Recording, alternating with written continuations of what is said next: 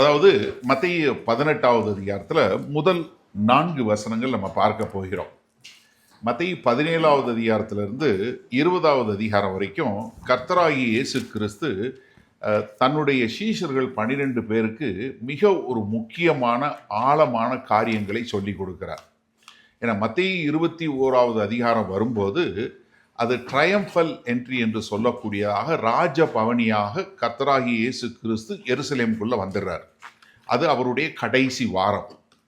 அப்போ கிட்டத்தட்ட ஒரு 3 வருடங்கள் முடித்து கடைசி காலகட்டத்தில் இருக்கும்போது கர்த்தராகிய இயேசு கிறிஸ்து சொல்லக்கூடிய ஒரு காரியத்தை தான் நம்ம அங்கே பார்க்குறோம். நீங்கள் மத்தேயு 17வது அதிகாரத்தில் 14வது வசனத்திலிருந்து பார்த்தீங்கன்னா கர்த்தராகிய இயேசு கிறிஸ்து விசுவாசத்தை குறித்து சொல்லி கொடுக்குறாரு. அதற்கு பின்பாக நம்ம எப்படி பரலோக ராஜ்யத்தினுடைய குடி மக்களாக இருக்கிறோன்னு சொல்லி அடுத்து 18வது அதிகாரத்தில் இந்த முதல் 4 வசனங்கள் நம்ம பார்க்க போகிறோம். எப்படி நம்ம ஒரு மனத்தாழ்மையாக ஒரு சிறு பிள்ளையை போல தேவனுடைய ராஜ்யத்துக்குள்ள வர வேண்டும் என்று, அதற்கு பின்பாக நாம் எப்படி ஒருவரை ஒருவர் பராமரிக்க வேண்டும் என்று சொல்லக்கூடிய காரியத்தை சொல்லி கொடுக்கிறாரு. அதற்கு பின்பாக நம்ம எப்படி ஒருத்தரை ஒருத்தர் நம்ம திருத்தக்கூடிய மக்களாக இருக்க வேண்டும் என்று சொல்லக்கூடியது. அதற்கு பின்பாக நம்ம எப்படி ஒருவரை ஒருவர் மன்னிக்க வேண்டும் என்று சொல்லக்கூடிய ஒரு காரியத்தை சொல்லி கொடுக்கிறாரு. அடுத்து 19வது அதிகாரம் வரும்போது திருமணம், விவாகரத்து, மறுமணம் இதை குறித்து சொல்லி கொடுக்கிறாரு. அதற்கு பின்பாக நம்ம பொருட்களை, நம்மளுடைய ஐஸ்வர்யத்தை எப்படி பயன்படுத்தணும் அப்படின்னு சொல்லக்கூடிய ஒரு காரியம். அதற்கு பின்பாக எப்படி நம்ம பரலோக ராஜ்யத்தில் என்ன அந்தஸ்தில் இருக்கோம் அப்படின்னு சொல்லக்கூடிய ஒரு காரியத்தை சொல்லி கொடுக்குறாரு.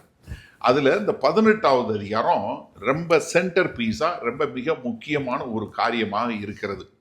அதாவது நீங்கள் மத்தேயு சுவிசேஷம் முழுவதும் பார்த்தீங்கன்னா முழுக்க முழுக்க அவர் ஒரு ராஜா, அவர்தான் யூதர்களுக்கு சொல்லப்பட்ட ஒரு ராஜா என்பதைத்தான் மத்தேயு இந்த சுவிசேஷத்தில் எழுதிக்கிட்டே வர்றார். நீங்கள் 1வது அதிகாரத்தில் அவருடைய வம்ச வரலாறை குறித்து சொல்லும்போது அவர் எப்படி ஒரு ராஜ வம்சத்தில் வந்தார் அப்படிங்கிறத சொல்லுவார். 2வது அதிகாரம் பார்த்தீங்கன்னா எப்படி கிழக்கிலிருந்து வந்த சாஸ்திரிகள் ராஜாவை தரிசிக்க வந்தோம், யூதர்களுடைய ராஜா எங்கே பிறந்திருக்கிறார் என்று சொல்லக்கூடியதாக.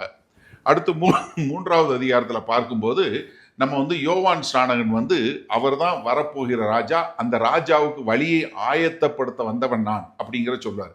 4வது அதிகாரத்தில் எப்படி ஒரு சாத்தான் அவரை சோதிக்கக்கூடிய வரும்போது அவர் எப்படி ஒரு ராஜாவாக அதை மேற்கொள்ளக்கூடிய காரியம்.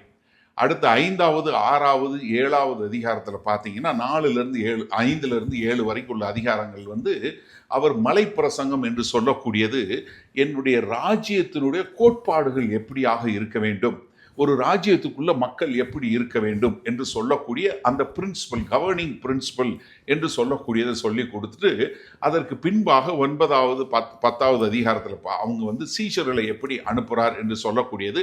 அடுத்து 13வது அதிகாரத்தில் ராஜ்யத்தினுடைய ஓமானங்களை குறித்து சொல்லக்கூடிய காரியம் சொல்லி கொடுப்பாரு. அப்போ முழுக்க முழுக்க நீங்கள் பார்த்தீங்கன்னா அவர் ராஜா என்பதை மிக தெளிவாக சொல்லி கொடுக்கக்கூடிய ஒரு காரியம். நம்ம இந்த 18வது அதிகாரம் பார்க்க போகிறோம். இது சபையை குறித்து கர்த்தராகிய இயேசு கிறிஸ்து சொன்ன காரியம். நல்ல தெளிவாக தெரிஞ்சுக்கணும். கர்த்தராகிய இயேசு கிறிஸ்து சபையை குறித்து பேசுனது 3 இடத்துல தான். சரியா? 3 இடத்துல. முதலாவது மத்தேயு 16வது அதிகாரத்தில் 18வது வசனத்தில் என்ன சொல்றாரு? I will build my church, நான் என் சபையை கட்டுவேன். எது கர்த்தராகிய இயேசு கிறிஸ்து முதல்ல சொல்றது என்ன? நான் என் சபையை கட்டுவேன். அப்போ சபை யாருக்கு சொந்தம்? இயேசு கிறிஸ்துக்கு சொந்தம். சும்மா பதில் திரும்ப சொல்லுங்க. என்ன நான் அப்போதான் நீங்களும் கேட்குறீங்க, நானும் பிரசங்கம் பண்ணுறது கரெக்டாக இருக்கும். சபை யாருக்கு சொந்தம்? கர்த்தராகிய இயேசு கிறிஸ்து சொந்தம். எந்த பாஸ்டருக்கும் சொந்தம் கிடையாது. ஏன்னா தவறுதலாக இது சொல்லும்போது நிறைய பேர் சொல்லுவாங்க, நீங்கள் எந்த சர்ச்சுக்கு, நான் அந்த பாஸ்டர் சர்ச்சுக்கு போகிறேன். எந்த பாஸ்டரும் உங்களுக்காக மறிக்கலை. மரித்தவர் இயேசு கிறிஸ்து தான். சபை கர்த்தராகிய இயேசு கிறிஸ்துக்கு தான் சொந்தம். அவர் சர்ச்சை கட்டிட்டு இருக்காரு, நம்ம அவர் கூட சேர்ந்து இருக்கிறோமே ஒழிய நம்ம கட்டவே இல்லை. இது அடிப்படை. இது நமக்கு நல்லா தெரியணும்.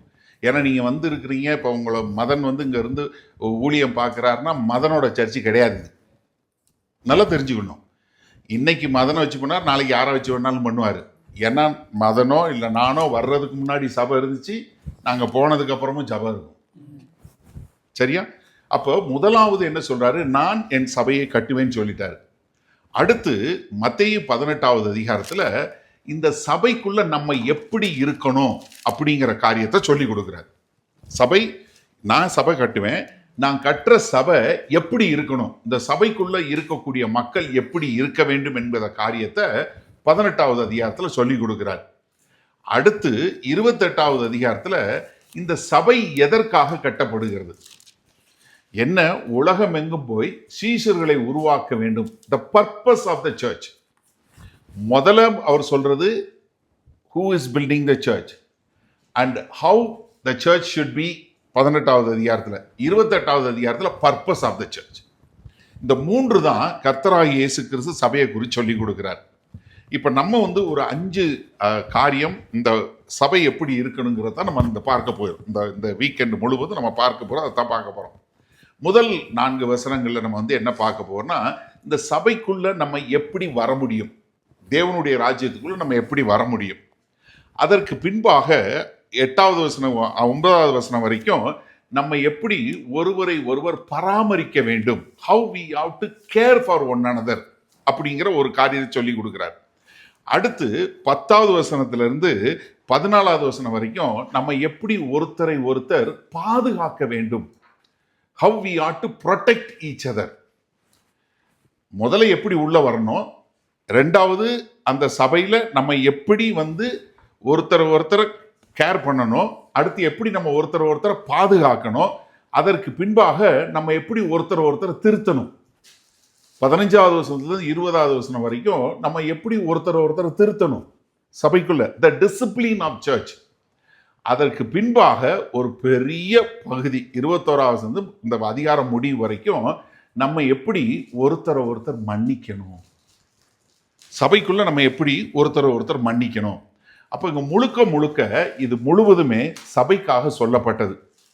அப்ப இந்த சபை என்கிற சரீரத்தில் நீங்களும் ஒரு அங்கம். ஹலோ, சபைங்கிறது நீங்க பழைய ஏற்பாட்டில் நிறைய உருவகங்கள் சொல்லப்படுது. த அசம்பிளிங்க சொல்லும்போது there are many picturization of things சொல்லப்படுது. அது ஒரு மரம், ஒரு தோட்டம், ஒரு மாளிகை, இப்படி நிறைய சொல்லப்படுது பழைய ஏற்பாட்டில் சரி புதிய ஏற்பாட்டிலையும். ஆனால் புதிய ஏற்பாட்டுக்கு மட்டும் தனியாக சொல்லக்கூடிய ஒரு காரியம் என்னன்னா சரீரம். சபை என்பது சரீரம். அந்த சரீரத்தில் நம்ம எல்லாரும் ஒரு அங்கம். இதைத்தான் இங்கே நம்ம சொல்லி கொடுக்க போறாரு. அதில் தான் நம்ம பார்க்க போயிடும். அப்போ இந்த முதலாவது இந்த ஓப்பனிங் செஷன் நம்ம என்ன பார்க்க போறோம்னா, நம்ம எப்படி இந்த தேவனுடைய ராஜ்யத்தில் நம்ம எப்படி உள்ள வர முடியும். அதாவது சபை என்பது ஒரே சபை தான். நீ நல்லா புரிஞ்சு கொள்ளுங்க. கிறிஸ்துவனுடைய சபை எல்லா உலகளாவிய ஒரு சபையில் நம்மளும் ஒரு அங்கம். அதனுடைய ஒரு சின்ன சபை இது. இந்த சபையில் நீங்கள் ஒரு அங்கம். அப்போ ஆனால் நம்ம மொத்தமாக என்னன்னா ஒரே சபை, கர்த்தராகிய இயேசு கிறிஸ்து சொந்தமான சபை. அதில் ஒரு அங்கம் நீங்க, அதில் நீங்க இந்த சரீரத்தில் ஒரு அங்கம். அப்ப என்னன்னா யாருமே இந்த சரீரத்தில் லூஸா இருக்க முடியாது. எல்லாருமே இணைக்கப்பட்டவங்களா இருக்கணும். அதனாலதான் நான் அடிக்க ஒரு முறை சொல்லுவேன், எந்த ஒரு கிறிஸ்தவனும் நான் தனி ஆளா இருக்கவே முடியாது. there is nobody can say I am a Christian but I don't go to any fellowship சொல்லி சொன்னா you should question their Christianity. ஏன்னா ஒரு தனி மனுஷனா இருக்கவே முடியாது. கர்த்தருடைய நோக்கம் என்னன்னா நம்ம ஒரு ஐக்கியத்தில் இருக்க வேண்டும் என்று சொல்லக்கூடிய ஒரு காரியம்தான். எதற்காக கர்த்தர் தன்னுடைய குமாரன் அனுப்பிச்சாரு? ஏன்னா நம்ம எல்லாரும் அவரோட சேர்ந்து இருந்து ஒரு குடும்பம் இருப்பதற்காக. அப்போ இந்த சபை இந்த ஒரு சரீரத்துக்குள்ள வருவதற்கு, இந்த கிறிஸ்துவனுடைய சபைக்குள்ள வருவதற்கு தகுதி என்ன, எப்படி நீங்க இந்த சபைக்குள்ள ஒரு ஆளா இருக்க முடியும் அப்படின்னு பார்க்குற அதை பார்ப்போம். சரியா? முதல் 4 வசனங்கள் வாசிக்கிறேன். அவ்வேளையிலே சீஷர்கள் இயேசுவினிடத்தில் வந்து, பரலோக ராஜ்யத்தில் எவன் பெரியவனாயிருப்பான் என்று கேட்டார்கள். இயேசு ஒரு பிள்ளையை தம்மிடத்தில் அழைத்து அதை அவர்கள் நடுவிலே நிறுத்தி, நீங்கள் மனம் திரும்பி பிள்ளைகளைப் போல ஆகாவிட்டால் பரலோக ராஜ்யத்தில் பிரவேசிக்க மாட்டீர்கள் என்று மெய்யாகவே உங்களுக்கு சொல்லுகிறேன். ஆகையால் இந்த பிள்ளையைப் போல தன்னை தாழ்த்துகிறவன் எவனோ அவனே பரலோக ராஜ்யத்தில் பெரியவனாய் இருப்பான். ஆமேன். இங்க கர்த்தராகிய இயேசு கிறிஸ்து ஒரு பெரிய பாடத்தை சொல்லி கொடுக்கிறாரு. அதுக்கு அவர் உபயோகப்படுத்துறது என்ன? ஒரு சிறு பிள்ளைய. நம்ம பிள்ளை தேவனுடைய பிள்ளை ஏன்னா நமக்கு வந்து சொல்லக்கூடிய ஒரு காரியம் இருக்குது. நம்ம வேத வசனத்தில் நம்ம சொல்கிறோம், நம்மளான தேவனுடைய பிள்ளைகள். பழைய ஏற்பாட்டில் பார்த்தீங்கன்னா இஸ்ரவேல் என் சேஷ்ட புத்திரன் சொல்லக்கூடிய காரியத்தை பார்க்குறோம். நம்மளும் வந்து ரொம்ப சந்தோஷமாக நம்ம எல்லாம் தேவனுடைய பிள்ளை, நமக்கு பரிசுத்த ஆவியானவர் கொடுத்துருக்கிறார், அதனால நம்ம அப்பா பிதாவே என்று அழைக்கக்கூடிய புத்திர சுவிகாரத்தை பெற்றிருக்கிறோம். ரொம்ப ஒரு சந்தோஷமான காரியம். அதனால வந்து நம்ம வந்து இதை குறித்து ரொம்ப சந்தோஷப்படணும். அதே சமயத்தில் சிறு பிள்ளைன்னா உங்களுக்கு என்ன, சிறு பிள்ளைன்னா உங்களுக்கு என்ன தோணும்? சிறு பிள்ளைன்னா உங்களுக்கு என்ன தோணும்? முதல்ல டிபெண்ட். ஓகே, யாரையாவது ஒருத்தரை சார்ந்து இருக்கணும். சும்மா சொல்லுங்க, தப்பான பதில் எதுவுமே இருக்காது. உங்க பிள்ளைய பார்த்துருப்பீங்கல்ல, சொல்லுங்க. உங்க பிள்ளைய பார்க்கும்போது சிறு பிள்ளைன்னா உங்களுக்கு என்ன தோணும்? அது ஒரு இன்னோசென்ட். அது ஒரு innocent. Innocent. Very good.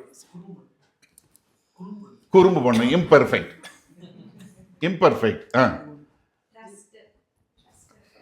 Trust. இப்போ நம்ம எல்லாம் இப்படி தான் இருப்போம். ஹலோ, சபைக்குள்ள நீங்கள் யாரையாவது இவங்க பெர்ஃபெக்டாக இல்லை, அவங்க என்னைய பற்றி பேசுனாங்க, அவங்க வந்து அழுதாங்க, அவங்களுக்கு என் காசு அப்புறம் பிடிக்கிட்டாங்க, என் சாக்லேட் எடுத்து சாப்பிட்டாங்க அப்படின்னா கரெக்டு, சிறு பிள்ளையா இருக்கிறாங்க. சிறு பிள்ளையை போல வரலைன்னா அப்போ என்ன சொல்கிறாருன்னா, முத நீங்கள் என்ன ஒரு பிள்ளையை போல வர வேண்டும் என்றால் முதல்ல மனத்தாழ்மையாக உள்ள வரணும். யோவான் எழுதும்போது தன் நிறுவத்தில் 1 யோவான் 2:12 எழுதும்போது என்ன சொல்றாரு? பிள்ளைகளே, அவருடைய நாமத்து நிமித்தம் உங்கள் பாவங்கள் மன்னிக்கப்பட்டிருக்கிறதுனாலே உங்களுக்கு எழுதுகிறேன். அப்போ என்னன்னா, நம்ம எல்லாருமே முதல்ல நம்ம சிறு பிள்ளைகள் போல நம்முடைய பாவங்கள் மன்னிக்கப்பட வேண்டும். அப்போ நம்ம என்னன்னா, நம்மள யாருமே நான் தான் இருக்கிறதுலே ஒரு பெரிய ஆளு, நான் தான் இருக்கிறதுலே ஒரு ஹை, நான் நல்ல பெரிய கிறிஸ்தவன், நான் வந்து ஒரு வல்லமையான ஆளு, நான் தான் ஒரு ஹை, நான் தான் ஒரு மைட்டி, இப்படி யாருமே இருக்கவே முடியவே முடியாது. இதில் வாய்ப்பே கிடையாது. நம்ம வந்து யாராவது வந்து நான் தான் இருக்கிறதுலே பெரிய நோபல் பர்சன், நான் தான் ரொம்ப ஒரு பயங்கரமான நோபலான ஆள், இல்லை நான் தான் வந்து ரொம்ப இருக்கிறதுலே ஒரு முதிர்ச்சி பெற்றவன், நான் தான் ஒரு மெச்சூர்டு ஆள், இல்லை நான் தான் வந்து எல்லா விதத்துலேயும் நான் இதாயிட்டேன் அப்படின்னு சொல்ல முடியவே முடியாது. இப்போ இங்கே இயேசு கிறிஸ்து என்ன பண்ணுறாரு? நீங்கள் முதலாவது வசனத்தை பார்க்குது, அவ்வேளையிலே. என்ன அவ்வேளையிலே அப்படின்னு சொல்லி பார்க்கும்போது முந்தின காரியத்தை நம்ம பார்க்கணும். 17வது அதிகாரத்தில் 24 27 வரை உள்ள வசனங்களை நீங்கள் பார்க்கும்போது பேதுருக்கிட்ட வந்து கேட்குறாங்க, எப்பா உங்க போதகர் வரி கட்டுறாரா அப்படின்னு சொல்லி கேட்ட உடனே, ஆமாம் வரி கட்டுவாருன்னு சொன்ன உடனே ஆண்டவர் என்ன சொல்றாரு? பேதுரு, நீ போப்பா, கடலில் போய் இது போடு, ஒரு மீன் வரும், அந்த மீன் வாயில் காசு இருக்கும், அதை எடுத்து உனக்கும் எனக்கும் சேர்த்து கட்டிரு அப்படின்னு சொல்லக்கூடிய ஒரு காரியத்தை சொல்றாரு. அதாவது என்ன அவர் சொல்லக்கூடிய காரியம் என்னன்னா, ஒரு கிறிஸ்தவன் எப்படி அரசாங்கத்துக்கு ஆளுகிறவங்களுக்கு கொடுக்க வேண்டும் என்று அங்க சொல்லும்போது என்ன சொல்றாரு? பிள்ளைகள் வரி கட்ட தேவையில்லை, ஆனாலும் இதை நீ செய்யி, நான் மற்றவங்களுக்கு காயப்படாதபடிக்கு, நீ தடையா இல்லாதபடிக்கு இதை செய்யின்னு சொல்லக்கூடிய காரியத்தை சொல்லி கொடுத்துறாரு. இப்படி சொல்லி கொடுக்கும் போதே அவங்க வந்து என்ன, ஒரு சிறு பிள்ளையை போலதான் நடக்கக்கூடிய ஒரு காரியம். ஏன்னா அவங்க இங்க என்ன நடந்துச்சு அப்படிங்கிறத இதனுடைய ஒத்த பகுதி மார்க்குக்கு பார்த்தீங்கன்னா, மார்க் 9வது அதிகாரத்தில் 33 34வது வசனத்தில் என்ன நடந்ததுங்கிறத எழுதியிருக்கிறார். பார்த்தீங்கன்னா, அவர் கப்பர்நாவுக்கு வந்து வீட்டிலே இருக்கும்போது அவர்களை நோக்கி, நீங்கள் வழியிலே எதை குறித்து உங்களுக்குள்ளே தர்க்கம் பண்ணினீர்கள் என்று கேட்டார். ஏன்னா அவ்வேளையிலேன்னா அங்கே வீட்டில் வந்து ஒருத்தர் உட்காந்துட்டாரு. வழியில் வரும்போது, எப்பா நீங்கள் உங்களுக்குள்ள ஏதோ தர்க்கம் பண்ணி ஏதோ ஆர்கியூ பண்ணிட்டு வந்தீங்களே. இப்போ சபையில் ஆர்கியூ வருமா? வரும், சபையில் வரும். இங்கே கேட்கும்போது என்ன கேட்குறாரு? வழியில் என்னத்தடா நீங்க எல்லாம் ஆர்கியூ பண்ணிட்டு இருந்தீங்கன்னு கேட்குறாரு. அதற்கு அவர்கள் பேசாமல் இருந்தார்கள். எப்படி? இவர் கண்டுபிடிச்சிட்டாரு சொல்லி பேசாமல் இருக்கிறாங்க. அப்போ ஆண்டவர் சொல்றாரு, காரணம் என்ன? அவர்கள் தங்களுக்குள்ளே எவன் பெரியவன் என்று தர்க்கம் பண்ணி கொண்டார்கள். யாரு பெரிய ஆளு? யாரு? இயேசு கிறிஸ்துவோட சீஷர்கள். நான் சொன்னேன் 21வது அதிகாரத்தில் கடைசி வாரம் தொடங்கிருது. இப்போ கலிலேயாவில் இருக்கிறாரு, கலிலேயாவில் கப்பர்நாவும் வந்திருக்கிறாரு, பேதுரு வீட்டுக்கு வந்திருக்கிறாரு. இது முடிச்சுட்டு அவர் அங்கேருந்து கிளம்பி எரிகோ வழியா எருசலேமுக்கு வந்து சேர போறாரு. அவ்வளோதான், மறிக்க போறார். 3 வருஷம் முடிஞ்சிருச்சு. எவ்வளோ? 3 வருஷம் ட்ரைனிங் கொடுத்தாச்சு. 3 வருஷம் ட்ரைனிங் முடிஞ்ச பிறகு இங்க வந்து அவங்க என்ன பண்ணி சண்டை போடுறாங்க? யாரு பெரிய ஆளு? யாரு பெரிய ஆளு? ஏன்னா நீங்க வந்து யோசிச்சு பாருங்க, இவங்க வந்து இவ்வளவு காலம் இயேசு கிறிஸ்துவோட கூட இருந்து அவர் செய்யறதெல்லாம் பார்த்து அவர் கூட இருந்தா கூட அவங்களுக்கு என்ன வரல? ஒரு மனத்தாழ்மையே வரல.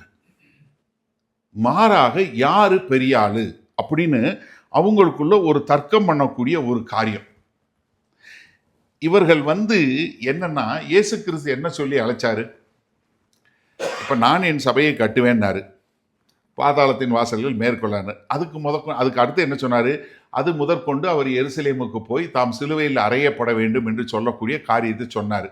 சொல்லிட்டு 24வது வசனம் என்ன சொன்னாரு? எவனொருவன் என்னை பின்பற்றி வர விரும்பினால் அவன் தன்னை தானே வெறுத்து தன் சிலுவையை எடுத்துக்கொண்டு என் பின்னே வரக்கடவன் வேற சொல்லிட்டார். ஆனா இதை கேட்டாலும் அவங்க என்ன பண்ணல? மனத்தாழ்மையா வரல. இருந்தாலும் யார் பெரிய ஆள்னு இதுல நீங்க 20வது அதிகாரத்துல 20வது வசனத்துல இருந்து பாத்தீங்கன்னா இங்க இன்னொரு காரியம் நடைபெறுது. யாரு? யாக்கோபும் யோவானும் அவங்க அம்மாட்ட போய் அம்மி இயேசு கிறிஸ்த வந்து பேசி எங்களுக்கு நல்ல பெரிய இடம் வாங்கி கொடுங்க. அந்த அம்மாவும் சும்மா இருக்க மாட்டாம, என்ன இடி முழக்கத்தின் குமாரர்கள், சன்ஸ் ஆஃப் தண்டர், என்ன கேட்குறாங்க? இடி முழங்கும் போது அம்மாட்ட போய் பின்னாடி அம்மி வாங்க அம்மி அப்படின்னு கூப்பிட்டு வந்தது. அந்த வந்து ஆண்டவரே எனக்கு ஒன்று செய்யணும். என்ன? வலது பக்கம் ஒருத்தன், இடது பக்கம் ஒருத்தன் ஃபைனான்ஸு, ஒருத்தன் ஹோம் மினிஸ்ட்ரி, எல்லாம் ஆல் பேசஸ் கவர்டு. ஆண்டவரே, இதை கேட்ட உடனே மீதி 10 பேர் என்ன? they were so envious and jealousy. அவங்க 10 பேருக்கு என்ன வந்துருச்சு? பொறாமையும் இதுவும் வெறுப்பும் வர ஆரம்பிச்சு அவங்க மேல. சரி, இப்போ விட்டாங்களே பரவாயில்ல, எருசலேமுக்கு போயாச்சு. காட்டி கொடுக்க போறதுக்கு முன்னாடி, இயேசு பாதங்களை கழுவுறதுக்கு முன்னாடி அப்பவும் என்ன ஆர்கியூ பண்றாங்க? யாரு பெரிய ஆள்?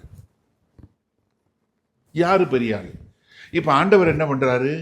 ஒரு துண்டை எடுத்து இடுப்புல கட்டிட்டு அவங்க பாதத்தை கழுவ ஆரம்பிக்கிறாரு. டே மரமண்டைகளா, உங்களுக்கு புரியலையா? இந்த பாருன்னு சொல்லி சொல்றாரு. இப்போ நீங்க பாருங்க, இவ்வளவு ஆயும் அவங்களால இன்னும் மனத்தாழ்மையில வரவே முடியல, ஒரு ஹம்பிளே வரல. இப்ப நம்ம எப்படின்னா, நம்ம வந்து வர்ஷிப் நடத்துகிறோம், இல்லை நீங்கள் பாட்டு பாடுறீங்க, இல்லை நீங்கள் கீபோர்டு போடுறீங்க, இல்லை நீங்கள் ஏதாவது மியூசிக் போட்டீங்க, இல்லை நீங்கள் ஏதாவது ஜாப் பண்ணீங்க அப்படின்னு சொல்லி சொன்னால் ஒருத்தர் வந்து என்ன தெரியுமா சொல்லுவார் சர்ச்சில்? ஐயோ, நீங்கள் இன்னைக்கு வர்ஷிப் லீட் பண்ணீங்க, அப்படியே நான் தேவ பிரசன்னத்தை உணர்ந்தேன் பிரதர். சிஸ்டர், நீங்கள் ஜெபம் பண்ணும்போது அப்படியே எனக்குள்ள ஒரு மாதிரி ஆயிடுச்சு. ஆனால் மீதி பேர் பண்ணும்போது எனக்கு வர்றதில்லை. இப்போ உங்களுக்கு என்ன தெரியுமா தெரியும்? அவருக்கு எங்கே தெரியுது? என்கிட்ட கொடுத்தா நான் டெய்லி இதே மாதிரி பண்ணுவேன். உங்களை அறியாமலே நீங்கள் உங்களை பெரிய ஆளாக நினைக்க ஆரம்பிச்சிருக்கீங்க. இது முன்னாடி இருந்து பண்ணுறது மட்டும் நினைக்காதீங்க, ஈவன் சமையல்லே வரும்.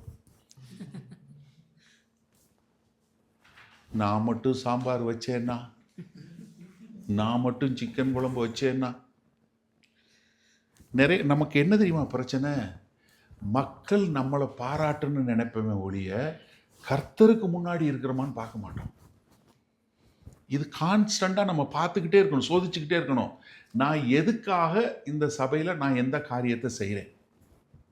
நான் பெரிய ஆள் ஆகணுங்கிறக்கா காட்டுறேன்னா, நான் செய்யணுங்கிறக்கா காட்டுறேனான்னு. நான் முன்னாடி ஒரு செய்தியில் சொல்லியிருந்த ஜோக், இது சொன்னால் உங்களுக்கு புரியுது. ஜோக்கில் நிஜமாக நடந்த சம்பவம். ஒரு சபைக்கு பிரசங்கம் பண்ண என்னை கூப்பிட்டுருந்தாங்க, ஒரு பிரிட்டனில் உள்ள ஒரு பிரிட்டிஷ் சர்ச்சு. அப்போ நான் போயிருந்தேன். அவங்க வந்து அந்த சர்ச்சில் சொன்னாங்க, இதுதான் ஆர்டர் ஆஃப் சர்வீஸு அப்படின்னு சொல்லி அதை அவங்க டைம் போட்டு கொடுத்துட்டாங்க. 10 மணிக்கு 10:30 மணிக்கு தொடங்கும். இந்தது உங்களுக்கு முன்னாடி காணிக்கை எடுப்பாங்க. காணிக்கை எடுத்தது அந்த ஆஃபரிங்க்கு ஒருத்தவங்க ஜாம் பண்ணுவாங்க. அவங்க 2 நிமிஷம் ஜாம் பண்ணுவாங்க. அதுக்கப்புறம் நீங்கள் வாங்க, நீங்கள் கரெக்டாக 11:50க்கு முடிச்சிருங்க. நீங்களே பெனடிக்ஷன் கொடுத்துருங்க. ஏன்னா அதுக்கப்புறம் கொஞ்சம் பேர் இருந்துட்டு போவாங்க. எல்லாம் வயசானவங்க கொஞ்சம் பேர் இருக்காங்க. அவங்கெல்லாம் 12 மணிக்கு வீட்டுக்கு சாப்பிட போகணும். அதனால் இது எல்லாம் கொடுத்துட்டாங்க. பெனடிக்ஷன் இது ஆஃபரிங்க்கு ஜாம் பண்ண ஒரு சிஸ்டர் போனாங்க. அந்த சிஸ்டர் போய் ஜாம் பண்ண ஆரம்பித்தாங்க. எவ்வளோ நேரம் ஜெபம் பண்ணாங்கன்னு நினைக்கிறீங்க? ஏறக்குறைய 17 மினிட்ஸ் ஜெபம் பண்ணாங்க. எல்லாரும் கண்ணை திறந்து உட்காந்து பார்த்துட்டு இருக்காங்க, இவங்க எப்போ முடிப்பாங்கன்னு. உலக சமாதானத்துக்காக, உலகத்துக்காக, அதுக்காக, இதுக்காக, எல்லாத்துக்கும் மைக்கு கிடைச்சது. நான் விடமாட்டேன்னான்னு பிடிச்சிட்டாங்க. இப்போ எனக்கு மொத்தம் கொடுத்ததே 20 நிமிஷம். இவங்க ஏற்கனவே 17 நிமிஷம் அடிச்சிட்டாங்க. நான் போயிட்டு சொன்னேன், நான் சும்மாவே 40 நிமிஷம் பேசுவேன். எனக்கு ஏற்கனவே 20 நிமிஷம் கொடுத்தாங்க. அதில் ஏற்கனவே 17 நிமிஷம் போயிடுச்சு. அதனால நான் டிசைட் பண்ணிட்டேன், நான் பேசுறது நான் 40 நிமிஷம் பேச போகிறேன். இருக்கிறவங்க இருங்க, போகிறவங்க போங்க, ஒரு பிரச்சனையும் இல்லை. உங்களுக்கு எப்போ போகணும்னு நினைங்க அப்போ நீங்கள் தாராளமாக போங்க. I will not feel offended, you are free to டூன்னு சொல்லி நான் பிரசங்கம் பண்ண. யாரும் போல. அதுக்கப்புறம் என்னை கூப்பிடல, அது வேற விஷயம். நீங்கள் யோசிச்சு பாருங்களேன், நம்மக்கிட்ட எதுக்கு என்ன வேலை சொல்கிறாங்களோ அதை செய்ய மாட்டோம். நம்ம இந்தியன்ஸில் ஒரு மென்டாலிட்டி என்னன்னா, நம்ம எப்போவுமே நம்மளோட கொடுக்குற வேலையை இம்ப்ரூவைஸ் பண்ணும். உன்னை ஒரு வேலை சொன்னால் அந்த வேலையை பார்க்க மாட்டான், அடுத்த வேலையை சேர்த்தான் பார்ப்பான். நம்மால் நிறைய முறை நான் பார்த்துருக்கேன். நாங்கள் இது வரைக்கும் ஒரு 30 சபைக்கு மேலே நிறுவியிருக்கேன். எல்லா சபையிலையும் வர்ற பிரச்சனை எல்லாமே உட்காந்து பேசியிருக்கேன். எனக்கு தெரியும் எல்லா இதுலேயும். அது பிஸ்னஸ்லேயும் சரி அப்படி தான். நீங்கள் ஏதாவது சொல்லுங்கள். நான் இது ஒரு விஷயம், இதனால தான் நான் ரொம்ப இது பண்ணேன். இப்போது நீங்கள் ஒரு கம்பெனியில் வேலை பார்க்குறீங்களே, உங்கள் கம்பெனியை பற்றி என்ன கேட்டாலும் நீங்கள் பதில் சொல்லுவீங்க. ஆனால் அதே இது ஒரு வெள்ளைக்காரன்ட்ட கேளுங்களேன், இந்த ஷிப்பிங் எவ்வளோ நாள் ஆகுது? I don't know about shipping, I'm sorry I don't know. Sales, எனக்கும் சேல்ஸுக்கும் சம்மந்தமே கிடையாது, I'm sorry I don't know, இப்படியே சொல்லுவான். ஆனால் நம்மளால் என்ன தெரியுமா சொல்லுவான், ஷிப்பிங் எனக்கு தெரிஞ்சு ஒரு 6 வீக்ஸ் ஆகும்னு நினைக்கிறேன். நம்ம எல்லாத்துலேயும் கை போடுவோம், எல்லாத்துலேயும் தலை போடுவோம். இப்போ ஏன் இவங்களுக்கு இந்த ஆர்கியூமெண்ட் இந்த இடத்துல வருதுன்னு தெரியுமா? கொஞ்சம் யோசிங்களேன். ஏன் தெரியும்? யோசிங்களேன். ஏன்னா இப்போ கர்த்தராகிய இயேசு கிறிஸ்து மத்தேயு 16வது அதிகாரத்தில் 11வது வசனத்துலேருந்து கேட்குறாரு, என்னைய யாருன்னு சொல்கிறாங்க? மக்கள் என்ன சொல்கிறாங்க? ஒருத்தர் சொல்கிறான் நான் எலியான்னு சொல்கிறாங்க, இன்னொருத்தவங்க தீர்க்கதரிசின்னு சொல்கிறாங்க, நீங்கள் வந்தவங்கன்னு சொல்கிறாங்க, யோவான் சாணகன்னு சொல்கிறாங்க. சரிப்பா, நீங்கள் யார் அப்படி நீங்கள் என்ன நினைக்கிறீங்கன்னு கேட்குறாரு. இப்போ உடனே பேதுரு என்ன சொல்கிறாரு, நீர்தான் ஜீவனுள்ள தேவனுடைய குமாரனாகிய கிறிஸ்து. 16வது வசனத்தில் தெளிவாக சொல்கிறார். மத்தேயு 16:16 சொல்லிடுறார். சொன்ன உடனே ஆண்டவர் சொல்கிறாரு, யோனாவின் குமாரனாகிய சீமோனே, இது மாம்சமும் ரத்தமும் உனக்கு வெளிப்படுத்தலை, பரலோகத்தில் இருக்கிற என் பிதா வெளிப்படுத்தினார். இப்போ உடனே பேதுரு, டேய் நமக்கு டைரக்ட் லிங்க், சரியா? நீங்கள்லாம், நான் டைரக்ட், நான் ஜெபம் பண்ணா. அடுத்து ஆண்டவர் என்ன சொல்றாரு, நான் எருசலேமுக்கு போய் பாடுபடவும் சிலுவையில் அறையும் சொன்ன உடனே பேதுரு என்ன சொல்றாரு, திருப்பி கூப்பிட்டு வச்சு இயேசு கிறிஸ்துவை நோ இல்லாண்டவரே அதெல்லாம் கூடாதுன்னு உடனே இயேசு கிறிஸ்து என்ன சொல்லிட்டாரு, அப்பாலே போ. ஏன்னா பேதுரு தான் இது வரைக்கும் தலைவர், பேதுரு தான் எல்லாம் செஞ்சிட்டு இருந்தாரு. இப்ப ஆண்டவரே பேதுருவை பார்த்து கெட் பிஹைண்ட் மீ சேட்டன் சொல்லிட்டாரு. இப்ப பொசிஷன் வேக்கண்ட் ஆயிடுச்சு. அவங்களோட என்ன இப்ப இயேசு கிறிஸ்து திட்டிவிட்டாரு. இப்ப பேதுரு குட் புக்ஸ்ல இல்ல, எதிரிக்கு எதிரி நண்பன், ஆமாம், அவங்க இன்ஸ்டாகிராமில் அவங்கள அன்ஃபாலோ பண்ணிட்டாங்க, ஃபேஸ்புக்கில் அவங்க அன்ஃபாலோ பண்ணிட்டாங்க. இவங்க ஃபேஸ்புக்கில் என்ன போட்டாலும் லைக் போடுறாங்க. இப்போ நம்ம அப்படித்தானே ஓடுது வண்டி. இந்த காலத்து பிள்ளைங்கிட்ட கேட்டீங்கனாலே என்னன்னா ஒரே சோகமாக இருக்கான். வாலிப பிள்ளை என்னடா அப்படின்னா அவன் என்னை அன்ஃபாலோ பண்ணிட்டான், இல்லை அவன் போடுற எல்லாத்துக்கும் அவன் லைக்கிங் போடுறான், எனக்கு என்னமோ இதாக இருக்கு. இப்போ நம்ம அப்படித்தான். ஓகே, அவங்களுக்கு ஆகாதா? ஓகே, என்ன பிரதர் நல்லா இருக்கீங்களா? கேள்விப்பட்டேன், நான் உங்களுக்காக ஜெபம் பண்ணுறேன். எதுக்கு? ஏன்? யோசிச்சு பாருங்களேன். இப்போ ஒரு பொசிஷன் வந்துருச்சு. ஏன்னா இவர் இந்த மாதிரி சொன்னவர் இப்போ என்ன பண்ணிட்டாரு, இங்கே பேதுரு இதாயிருச்சு. அதனால இப்போ உங்களுக்குள்ள என்ன தர்க்கம் வந்துருச்சு, யாரு பெரிய ஆளு? இப்போ என்ன அவங்க தவறிட்டாங்கன்னா, எல்லாருமே மனத்தாழ்மையில கர்த்தரால தான் ரட்சிக்கப்பட்டவங்கிறத மறந்துட்டாங்க. வெளியே இருக்கிற வரைக்கும் இது, உள்ள வந்த உடனே நான் யாரு பெரிய ஆளு? அதனாலதான் இங்க ஆண்டவர் என்ன பண்றாரு, 2ஆம் வசனத்தில் பாருங்க. இயேசு ஒரு பிள்ளையை தம்மிடத்தில் அழைத்து அதை அவர்கள் நடுவே நிறுத்தி. நீங்க இதனோட ஒத்த பகுதி லூக்கா 9வது அதிகாரம் 47ஆம் வசனத்துல பாத்தீங்கன்னா, இயேசு அவர்கள் இருதயத்தின் யோசனையை அறிந்து ஒரு சிறு பிள்ளையை எடுத்து அதை தமது அருகே நிறுத்தி. மார்க் 9வது அதிகாரம் 36ஆம் வசனம் போகும்போது ஒரு சிறு பிள்ளையை எடுத்து அதை அவர்கள் நடுவிலே நிறுத்தி அதை அணைத்து கொண்டு. அதாவது ரொம்ப சின்ன பிள்ளை, இந்த சின்ன பிள்ளையை எடுத்து தமக்கு பக்கத்தில் வச்சு மடியில் வச்சு இது பண்ணி அவங்களுக்கு ஒரு காட்சியாக ஒரு உருவக பொருளாக அந்த பிள்ளையை வச்சு அவங்களுக்கு சொல்லி கொடுக்கக்கூடிய காரியம். ஏன்னாங்க அவர் திரும்ப திரும்ப ஆண்டவர் இந்த பிள்ளைகளை பற்றி சொல்லக்கூடிய காரியம் நீங்கள் மத்தேயு 14-15 பார்ப்பீங்க. அதுக்கப்புறம் இங்கே 18 பார்க்குறோம், அப்புறம் 19 பார்ப்போம், 21 பார்ப்போம். இது நிறைய இடங்கள்ல நீங்கள் பார்க்கக்கூடிய ஒரு காரியத்தை பார்ப்போம். ஆண்டவர் ஒரு சிறு பிள்ளை எடுத்து வச்சு சொல்கிறார். என்ன சொல்றாரு? 3ஆம் வசனம் பாருங்க. நீங்கள் மனம் திரும்பி பிள்ளைகளை போல் ஆகாவிட்டால் பரலோக ராஜ்யத்தில் பிரவேசிக்க மாட்டீர்கள் என்று மெய்யாகவே உங்களுக்கு சொல்லுகிறேன் என்று சொல்லக்கூடிய காரியம் என்ன? பரலோக ராஜ்யம், த கிங்டம் ஆஃப் ஹெவன். நீங்க மத்தேயு சுவிசேஷம் படிக்கும்போது அவர் இன்டர்சேஞ்சபிளா ரெண்டையும் யூஸ் பண்ணுவார். Kingdom of God, kingdom of heaven ரெண்டையும் சொல்லுவார். நீங்க இந்த கிங்டம் ஆஃப் ஹெவன் மட்டுமே மேத்யூ இந்த ஒரு 32 முறை இதை உபயோகப்படுத்துவார். நீங்க இதே 1ஆம் வசனத்தில் பார்த்தோம், பரலோக ராஜ்யத்தில் எவன் பெரியவனாக இருப்பான். இப்போ 3ஆம் வசனத்தில் பார்க்கும், பரலோக ராஜ்யத்தில் பிரவேசிக்க மாட்டீர்கள். 4வது வசனத்தில் அவனே பரலோக ராஜ்யத்தில் பெரியவனாக இருப்பான் என்று சொல்லக்கூடியது. அப்போ இந்த பரலோக ராஜ்யம்னா என்ன?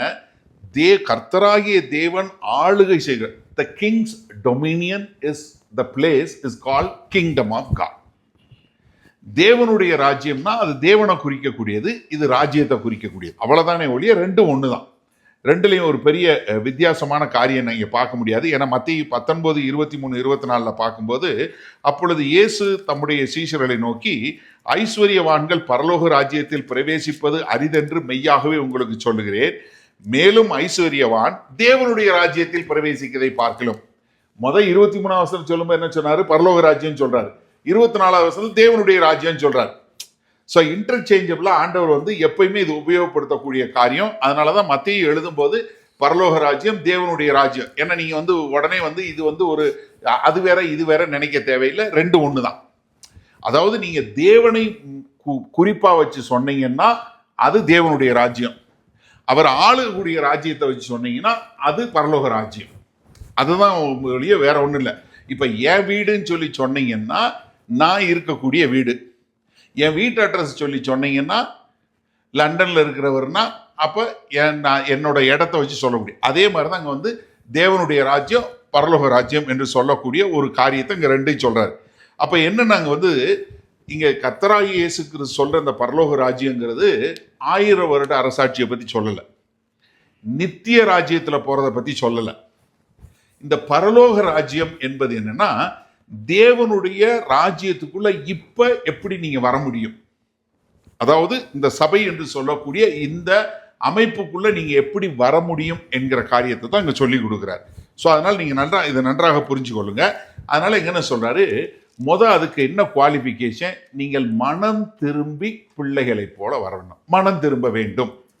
அப்ப மனம் திரும்ப வேண்டும் அப்படின்னு சொல்லும்போது நம்ம என்ன பார்க்கிறோம், நம்ம மறுபடியும் பிறக்க வேண்டும் என்று சொல்லக்கூடிய ஒரு காரியம், மனம் திரும்பி பிறக்க வேண்டும் என்று சொல்லி.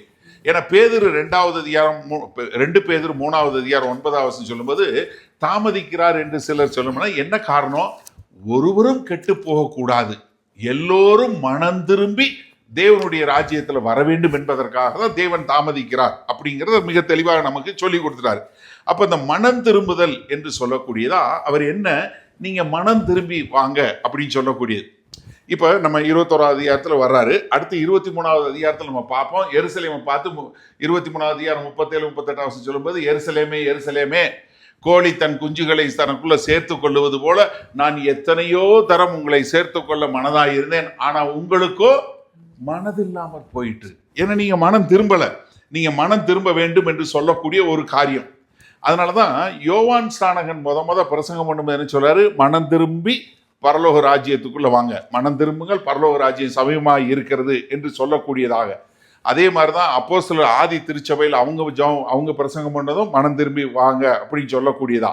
அப்ப என்னன்னா மிக தெளிவாக நம்ம இன்றைக்கும் கேட்கிறது என்ன, நீங்க மனம் திரும்பி தேவனுடைய ராஜ்யத்துக்குள்ள வர வேண்டும் என்று சொல்லக்கூடிய ஒரு காரியத்தை சொல்றாரு. அப்ப நம்ம தேவனுடைய ராஜ்யத்துக்குள்ள வருவது என்பது நாம் ரட்சிக்கப்படுவது, நம்முடைய பாவங்கள்ல இருந்து நம்ம மறுபடியும் ஒரு புதிதாக பிறந்து ஒரு மறுபடியும் பிறந்தவனாய் ஒரு புது சிருஷ்டியாய் தேவனுக்குள் சிருஷ்டிக்கப்படுவதுதான் இந்த பரலோக ராஜ்யத்துக்குள்ள வருவது. இந்த ஒரு காரியம் சொல்லிடுறேன், பிறகு ஏதாவது உங்களுக்கு சந்தேகம் தான் பிறகு என்கிட்ட கேளுங்க, நான் சொல்லி கொடுக்குறேன். ஏன் கிறிஸ்தவர்கள் நம்ம மரணத்தை குறித்து பயப்படுறது இல்லைன்னா, நம்ம ஏற்கனவே மறுபடியும் பிறந்துட்டோம், நமக்கு மரணம் கிடையாது, இந்த சரீரத்துக்கு இருக்கு, நம்முடைய ஆவி ஆத்மா புதுப்பிக்கப்பட்டு விட்டது. நம்ம மரிச்சா அடுத்த நிமிஷம் நம்ம எங்க கர்த்தர்கிட்ட போய் இருக்க போறோம். அதனாலதான் நமக்கு நம்முடைய மரணம் கர்த்தருக்கு என்னவா இருக்கு, 116 சங்கீதம் 15வது வசனம், பரிசுத்தவான்களுடைய மரணம் கர்த்தருக்கு பிரியமாயிருக்கு, ஏன்னா நம்ம அவர்கிட்ட போயிட போறோம். அப்ப என்ன, நம்ம இப்ப மறுபடியும் பிறந்து நம்ம தேவனுடைய ராஜ்யத்துக்குள்ள வர வேண்டும் என்று சொல்லுவதற்கு நம்ம என்ன, மனம் திரும்ப வேண்டும் என்று சொல்லக்கூடிய காரியம்.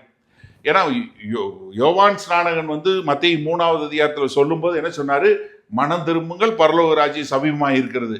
கர்த்தராகிய இயேசு கிறிஸ்து ஞானஸ்தானம் பெற்று முதலா அவர் பிரசங்கம் பண்ண ஆரம்பிச்சது என்ன, முதல்ல அவர் சொன்னது என்ன, மனம் திரும்புங்கள், பரலோக ராஜ்யம் சமீபமாய் இருக்கிறது. அதே தான் கர்த்தரும் பிரசங்கம் பண்ணாரு.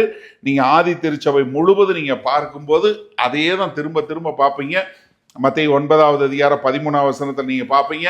அதே மாதிரி மலை பிரசங்கத்துல பியாட்டிடியூட்னு பார்க்கிறோம் இல்லையா, மத்தேயு 5வது அதிகாரத்துல என்ன, தாழ்மையுள்ளவர்கள் பரலோக ராஜ்யத்தை சுதந்திரித்துக் கொள்வார்கள், இரக்கம் பெற்றவர்கள் பரலோக ராஜ்யத்தை சுதந்திரித்துக் கொள்வார்கள், மனத்தாழ்மை உள்ளவர்கள் பரலோக ராஜ்யத்தை சுதந்திரித்துக் கொள்வார்கள். அது பூரா மத்தேயு 5வது அதிகாரம் 3வது வசனத்திலிருந்து 11வது வசனம் வரைக்கும் அந்த பியாட்டிடியூட் ஆசீர்வாதம் என்று சொல்லக்கூடிய பிளஸட் இஸ் த மேன் இல்லாம என்ன, அவங்க பூரா தேவனுடைய ராஜ்யத்துல வரக்கூடியவர்கள் என்று சொல்லக்கூடிய ஒரு காரியத்தை சொல்றாரு. அப்ப என்னன்னா, திரும்ப திரும்ப நீங்க மனம் திரும்பி தேவனுக்கென்று வரக்கூடிய மக்களாக வர வேண்டும் என்று சொல்லக்கூடிய ஒரு காரியம்.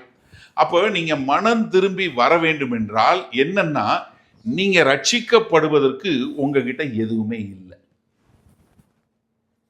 நீங்களும் நானும் ரட்சிக்கப்படுவதற்கு நம்ம கிட்ட எதுவுமே கிடையாது. நம்ம எதனால ரட்சிக்கப்பட்டோம், கர்த்தருடைய கிருபையினால் இரக்கத்தின் மூலமாய் நம் விசுவாசத்தினால ரட்சிக்கப்பட்டோம்.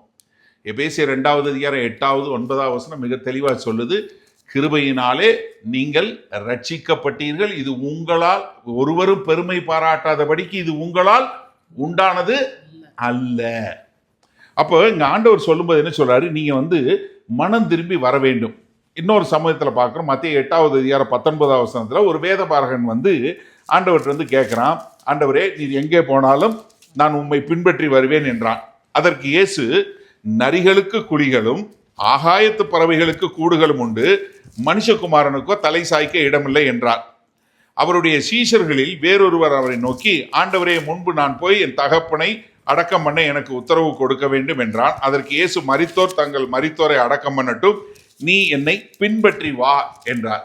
அப்ப என்ன, கர்த்தராகிய இயேசு கிறிஸ்து நீ மனத்தாழ்மையோடு எனக்கு கீழ்ப்படிந்து நீ எனக்கு முழுமையாக சரண்டரா ஒரு சப்மிஷனா நீ வரணும், அதைத்தான் நான் விரும்புகிறேன் என்று சொல்லக்கூடிய ஒரு காரியம்.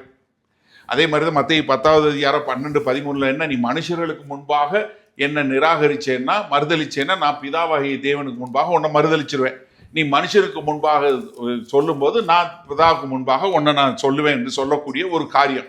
அப்ப என்ன, நீங்க மனம் திரும்பி கர்த்தருடைய ராஜ்யத்துல வர வேண்டும் என்றால் என்ன பண்ணணும், நீங்க எல்லாவற்றையும் விட்டு விட்டு எனக்கு ரட்சிக்கப்படுவதற்கு ஒண்ணுமே இல்லை என்று சொல்லி வரக்கூடியதான். ஏன்னா மத்தேயு 10:37 அவர் சொல்லும்போது, ஒருவன் தகப்பனையாவது தாயையாவது மனைவியாவது பிள்ளைகளையாவது வேற எதையாவது என்னை காட்டிலும் அதிகமாய் நேசித்தானா அவன் என்ன எனக்கு பாத்திரன் அல்ல என்று சொல்லக்கூடிய ஒரு காரியம்.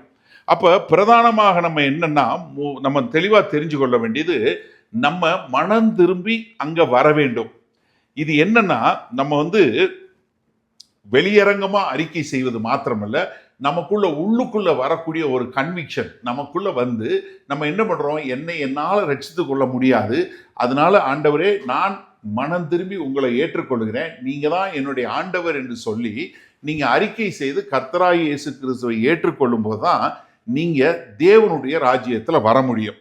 நீங்க மத்தேயு 15:22 பாருங்க. அப்பொழுது அந்த திசைகளில் குடியிருக்கிற கானானிய ஸ்திரீ ஒருத்தி அவரிடத்தில் ஆண்டவரே தாவீதின் குமாரனை எனக்கு இறங்கும், என்ன சொல்றா, எனக்கு இறங்கும் கேட்கக்கூடிய காரியம். அதுல அவங்க ஆண்டவர் சொல்றாரு, நீ விசுவாசிச்ச அதன்படி ஆக கடவுது என்று சொல்லக்கூடியதாக. அந்த சகோதரி திரும்ப திரும்ப திரும்ப அவற்றை பேசி எனக்கு எப்படியாவது இறங்க வேண்டும் என்று சொல்லக்கூடிய ஒரு காரியத்தை பார்க்கிறோம். அப்ப என்ன, முதல்ல நான் ரட்சிக்கப்படுவதற்கு, தேவனுடைய பிள்ளையாய் வருவதற்கு என்கிட்ட எதுவுமே இல்லை. ஒரு சிறு பிள்ளையை போல எனக்கு என்ன பாதுகாத்து கொள்ள முடியாது, எனக்கு என்னைய போஷிக்க முடியாது, என்கிட்ட எந்த ஒரு நன்மையான காரியமும் கிடையாது. அதனால ஆண்டவரே என்னை ஏற்றுக்கொள்ளுங்க, என்ன நான் மனம் திரும்புகிறேன் என்று சொல்லக்கூடிய ஒரு காரியத்தில் வரணும். அதனாலதான் 3வது சொல்றாரு, நீங்கள் மனம் திரும்பி பிள்ளைகளைப் போல் ஆகாவிட்டால் பரலோக ராஜ்யத்தில் பிரவேசிக்க மாட்டீர்கள். இப்ப நீங்க யோசிச்சு பாருங்க, இந்த சீஷர்கள் மனத்தாழ்மையோடு இருந்தாங்களா? இல்லை. ஏன்னா அவங்க யார் பெரிய ஆளு அப்படின்னு பெருமை கொண்டவங்களா, தங்களுடைய செல்ஃப் சீக்கிங்கா செல்ஃபிஷா இருந்தாங்க. இன்றைக்கும் சபைகள்ல பெரிய பிரச்சனையே இந்த செல்ஃப் சீக்கிங் செல்ஃபிஷ்னஸ் தான். நான் பெரிய ஆளு, எனக்கு நீங்க மரியாதை கொடுக்கணும். முதல்ல வரும்போது நம்ம யாருக்கிட்டையும் அப்படி கிடையாது. நல்லா யோசிங்களேன். வரும்போது ஐயோ ஆண்டவரே ஒண்ணுமே இல்லை, நான் எவ்வளோ பெரிய மோசமான பாவி, என்னைய ரட்சித்தீங்களே ஆண்டவரேன்னு வர்றோம். அடுத்து கொஞ்ச நாளுக்கு அப்புறம் கொஞ்சம் வசனம் தெரியுது, கொஞ்சம் ஜெபம் பண்ண தெரியுது, கொஞ்சம் பாட்டு பாட தெரியுது, கொஞ்சம் பிரசங்கம் பண்ண தெரியுது. அதுக்கப்புறம் வாங்க யோவான் 4வது அதிகாரம் திருப்புங்க. ஐயோ அண்ணே, அந்த சமாரிய ஸ்திரீ தண்ணி எடுத்துட்டு போட்டு விடுங்க, எத்தனை தடவை அதை சொல்லுவீங்க. சரி லூக்கா 19, ஐயோ சகை வளர்ட்டு விடுங்க. என்ன ஆகுது? உங்ககிட்ட அதே மனத்தாழ்மை இருக்கா? யோசிச்சு பாருங்க. நான் சமீபத்தில் கொஞ்சம் எங்கள் சர்ச்சில் உள்ள பசங்கிட்ட பேசிகிட்டு இருந்தேன். நாங்கள் மத்தேயு சுவிசேஷம் கிட்டத்தட்ட ஒரு 6.5 வருஷம் படிச்சிருக்கோம். 6.5 years முடிச்சு இப்போ தான் 28வது அதிகாரம் வந்திருக்கோம். நான் இப்போ கொஞ்சம் பேர்கிட்ட பேசிகிட்டு இருக்கும்போது என்ன ஏதுன்னு ஒரு நாள் ஒரு இன்ஃபார்மலாக ஒரு இடத்துல சாப்பிட்டுட்டு இருக்கும்போது நான் கேட்டேன். அப்போ ஒருத்தன் சொன்னான், அண்ணே நான் 5வது அதிகாரத்தில் 23வது வசனம் அதுலேருந்து வந்தேன். ஒருத்தன் நான் 7வது அதிகாரம் 21 வசனத்தில் வந்தேன்.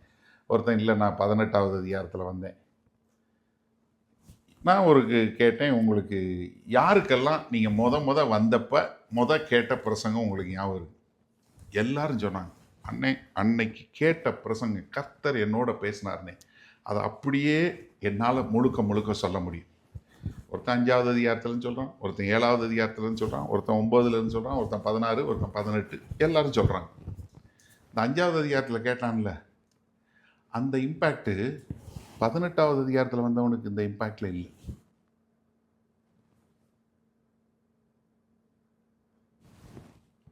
அதெல்லாம் யோசிங்க. அதே வார்த்தை தான், கர்த்தரோட வார்த்தை தான். முத வந்தப்ப 5வது அதிகாரத்தில் இட் கிரிப்ட் ஹிம். கர்த்தர் அப்படின்னு தன்னை ஒப்பு கொடுத்தான். நல்ல கிறிஸ்தவன் தான், வளர்றான். ஆனால் ஒரு வருஷம் கழிச்சு வந்த அடுத்தவனுக்கு அந்த பிரசங்கம் அவனை உழுக்கிருச்சு. ஆனால் இவனை அந்த அளவுக்கு உழுக்கலை. இப்போ நீங்கள் உங்களை யோசிங்களேன். முத கேட்ட பிரசங்கம். சமீபத்தில் நாங்கள் ஒரு ஃபஸ்ட்டு பிளான் பண்ண ஒரு சர்ச்சு இப்போ கிட்டத்தட்ட ஒரு 17-18 வருஷம் ஆயிடுச்சு. அப்போ அவர்கிட்ட அவர் கூப்பிட்டு என்கிட்ட பேசிகிட்டு இருந்தார். அப்போ அவர் சொன்னார், அண்ணே 2005 முத அக்டோபர் மாதம் ஏதோ டேட் சொன்னார். நான் வந்த அன்னைக்கு ஆக்ட் சாப்டர் 12 பேசுனீங்கண்ணே.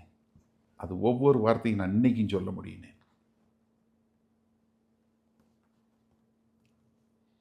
என்னாச்சு உங்கள் மனத்தாழ்மை? சிந்திச்சு பாருங்க. ஆண்டவரே, நீங்கள் தான், என்கிட்ட ஒன்றுமே இல்லை ஆண்டவரே,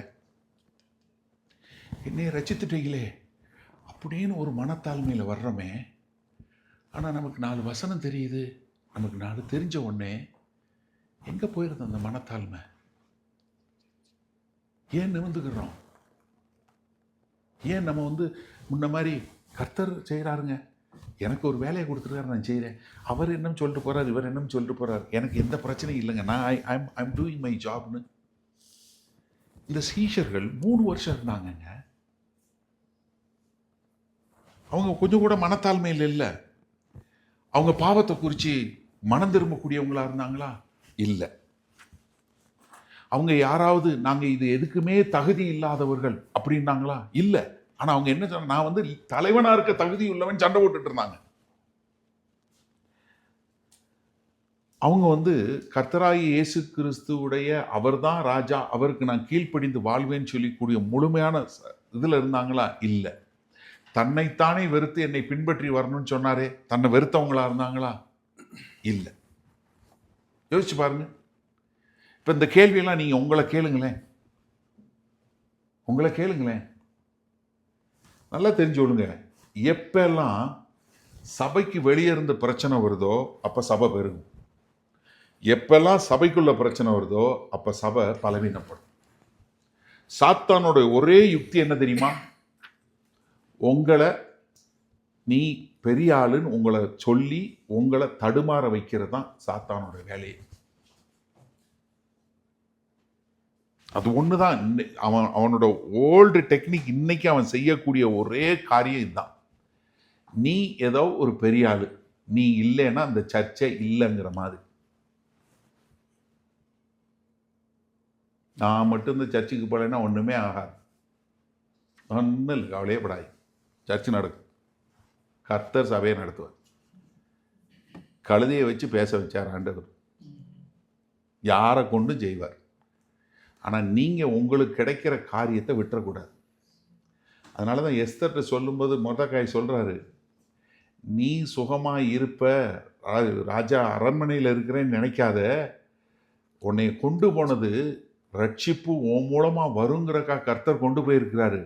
ஒருவேளை நீ சத்தத்துக்கு செவி கொடுக்கலனா கர்த்தர் யாரை கொண்டாவது ரட்சிப்பை எழுப்பார். எனக்கு அருமையாக நன்றாக தெரிஞ்சு கொள்ளுங்க. நீங்கள் இல்லைன்னா அந்த சர்ச்சு போகும்னு நினச்சிங்கன்னா யூ ஆர் ப்ரவுட். உங்களுக்கு ஃபுல்லாக ப்ரைடு இருக்குன்னு அர்த்தம். நான் ஒன்றுமே இல்லைனே, நான் எனக்கு கொடுத்த வேலையை நான் பாட்டு செஞ்சுக்கிட்டே இருக்கிறேனே, அவ்வளோதான். அப்படிங்கிற ஒரு எண்ணம் இல்லைன்னு வச்சுக்கோங்களேன், நீங்கள் கொஞ்ச நாளில் நீங்கள் இந்த சர்ச்சை விட்டு போயிடுவீங்க. எனக்கு நல்லா தெரியும். கொஞ்ச நாள் வருவான் ஒரு சிலர், முதல் ரோ 2 ரோவில் உட்காந்துருப்பான், கொஞ்சம் கொஞ்சமாக பின்னாடி போவான்.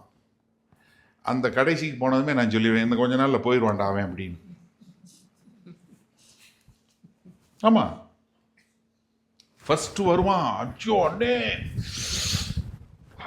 என்ன சொல்கிறேனே தெரியலனேம்பா, நான் அதை செய்வேன் இதை செய்வேன் அதை செய்வேன்பா. அடுத்து ஒரு ஒரு ஒரு ஒரு 3 வாரம் 4 வாரத்துக்கு அப்புறம் 3வது பெஞ்சுக்கு போயிடுவான். அப்படியே பார்த்தீங்கன்னா 3ஆம் மாதம் பின்னாடி போயிடுவான். அதுக்கப்புறம் ஆள் வராமல் போயிடும். I've seen many people, not one or two. I'm not யாரையும் குற்றப்படுத்துறதுக்காக சொல்ல. I'm seeing every week after week I'm seeing that. ஏன்னா உணர்ச்சி பூர்வமான காரியம் இல்லைங்க இது. You make a commitment. How you make a covenant relationship with your wife. உங்க மனைவியோட எல்லா நாளும் நல்லாவா இருக்கு கிடையாது. But you stick around. Why? Because you made a covenant. நான் இன்பத்திலும் துன்பத்திலும் வாழ்விலும் சாவிலும் உங்க கூட இருப்பேன்னு கமிட்மெண்ட் கொடுத்துருக்கேன். அதனால நான் இருக்கிறேன். I choose to love my wife. I choose to obey my husband because I made a commitment. அதே மாதிரிதான் நான் கர்த்தருக்கு ஒரு உடன்படிக்கை கொடுத்திருக்கேன். கர்த்தருக்கு கொடுத்திருக்கேன். நாட் ஃபார் மதன். நல்லா தெரிஞ்சு கொள்ளுங்க. அவரை நம்பி இல்ல. நான் முதலையும் சொன்னேன், அவன் நம்பி சர்ச்சை கிடையாது, என்னை நம்பி கிடையாது. நீ யாருக்கு வேலை பார்க்கிற? கர்த்தருக்கு வேலை பார்க்கிற. சபையில எப்படி உள்ள வர்ற? கர்த்தரை நம்பி வர்ற, மனுஷனை நம்பி கிடையாது. நீங்க மனுஷனை நம்பி வந்தீங்கன்னா நீங்க you will not stick around. You will not. இந்த அப்போஸ்தலர்கள் என்ன மாறினாங்க? எல்லாத்தையும் விட்டுட்டு வந்தாங்க. நாங்க ஆண்டவரே எல்லாத்தையும் விட்டுட்டு வந்தவங்க என்ன பண்ண முடியல? சுயத்தை விட முடியல. அப்போஸ்தலனாகிய பவுல் தெசலோனிக்கே சபைக்கு எழுதும்போது எழுதுறாரு. 1 தெசலோனிக்கே 1:9 சொல்றாரு, நீங்க என்ன விக்கிரகங்களை விட்டு ஜீவனுள்ள தேவன் பேரில் நம்பிக்கை வைத்து. I have to leave something, I have to cling on to something. நான் என்னை காரியங்களை விட்டு நான் கர்த்தரை பிடித்துக் கொள்ளக்கூடியவனாய் இருக்கணும். அப்படிப்பட்ட ஒரு மனத்தாழ்மை, அப்படிப்பட்ட ஒரு காரியம், மனம் திரும்புதல் வரணும். அப்போஸ்தலனாகிய 3வது அதிகாரம் 20வது வசனம், உங்கள் பாவங்கள் நிவர்த்தி செய்யப்படும் பொருட்டு நீங்கள் மனம் திரும்பி குணப்படுங்கள். அப்போஸ்தலர் 3:26, அவர் உங்களை எல்லாவரையும் உங்கள் பொல்லாங்களில் இருந்து விலக்கி உங்களை ஆசீர்வதிக்கும்படி தேவன் நம்முடைய பிள்ளையாகிய இயேசுவை எழுப்பி முதலாவது உங்களிடத்திற்கே அனுப்பினார். அப்போஸ்தலர் 11:21, கர்த்தருடைய கரம் அவர்களோட இருந்தது, அநேக ஜனங்கள் விசுவாசிகளாகி கர்த்தரிடத்தில் திரும்பினார்கள். They repented. அப்போஸ்தலர் 15:19, அதனால் புறஜாதிகளில் தேவனிடத்தில் திரும்புகிறவர்கள். அப்போஸ்தலர் 26:18, அப்போஸ்தலர் 26:20, சங்கீதம் 17:7, 119, சங்கீதம் 58 பூரா பாத்தீங்கன்னா மனம் திரும்பு திரும்ப ரிப்பெண்டன்ஸ்ங்கிற வார்த்தை நீங்க புதிய ஏற்பாட்டில் எல்லா காஸ்பல், எல்லா லெட்டர்ஸ் எல்லாத்துலயும் உண்டு. மனம் திரும்புன்னு. கர்த்தராகிய இயேசு கிறிஸ்து மரித்து உயிர் தெழுந்த பின்பு 60 வருடங்கள் கழிச்சு கிட்டத்தட்ட 95வது வருடத்துல 7 சபைகளுக்கு கடிதம் எழுதுறாரு. 7 சபைகளுக்கு என்ன சொல்றாரு? நீ மனம் திரும்பு. You repent unless I will come and take away the lampstand. I will take away the Holy Spirit. I will take away. நீ மனம் திரும்பு. இன்னைக்கு நீ மனம் திரும்பாத அப்படின்னு சொல்லக்கூடிய ஒரு பிரசங்கம் போயிட்டு இருக்கு. தெரிஞ்சு கொள்ளுங்க. ஆனா என்ன ஆண்டவர் என்ன சொல்றாரு? நீ மனம் திரும்பு. ஏன்னா நீங்க ரொம்ப தெளிவா எப்படி மனம் திரும்பணும்? சிறு பிள்ளையை போல. ஆண்டவர் என்ன சொல்றாரு? சிறு பிள்ளையை போல மனம் திரும்பி உள்ள வரணும். அப்ப நீங்க சிறு பிள்ளையை போல மனம் திரும்பி நான் என்ன பண்ணணும்? உங்களை தாழ்த்தணும். 4வது வசனம் சொல்றாரு பாருங்க, ஆகையால் இந்த பிள்ளையை போல தன்னை தாழ்த்துகிறவன் எவனோ. நீங்க தாழ்த்தப்படுவதில்லை, நீங்க உங்களை நீங்களே தாழ்த்துவது.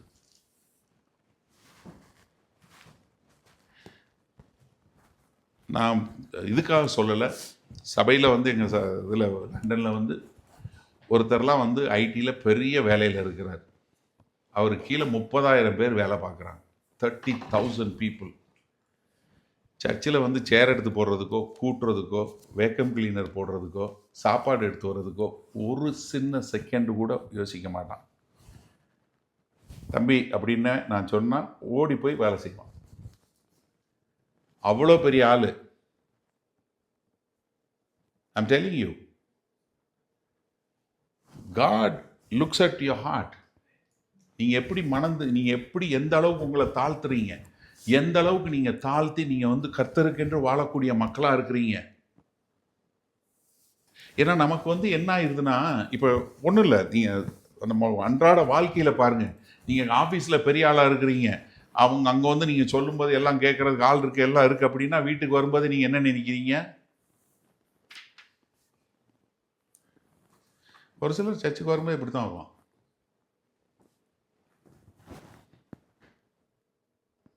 நான் சொல்லுவேன், பைபிளு, நோட் புக்கு, பேனா எல்லாம் வராது சர்ச்சுக்கு. வேறு சர்ச் இருக்குது, நிறைய போய்க்கோ அப்படி. கதவு திறந்தாருக்கு போ. தேவையில்லை, எனக்கு தேவையில்லை. ஆண்டவராய் இயேசு கிறிஸ்துவோட சபையில் 11 பேர் தான், நீங்கள் அதை விட கூட.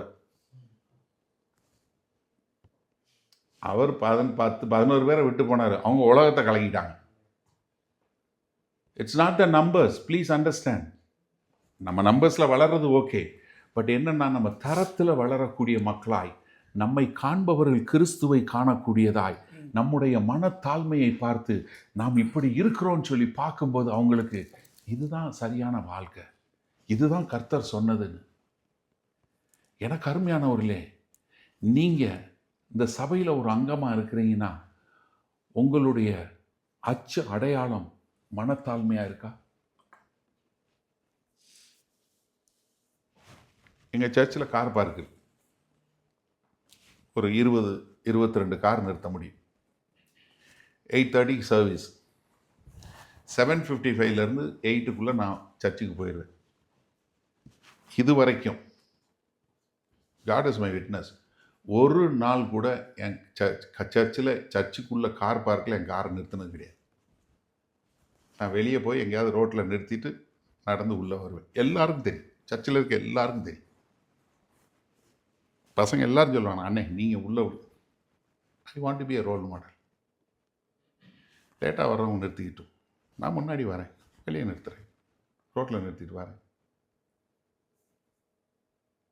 ஒரு நாள் வந்து முன்னாடி வந்து சேர் எடுத்து போடுறதுக்கோ ஹூவர் போடுறதுக்கோ ஒரு நாள் நான் இது பண்ணதே கிடையாது. We want to role model the servant leadership. கிறிஸ்துவை போல வாழணும். இப்போ முதல்ல உங்களுக்குள்ள எங்கெங்கே பெருமை இருக்குது யோசிச்சு பாருங்க. என்ன தெரியுமா வரும்?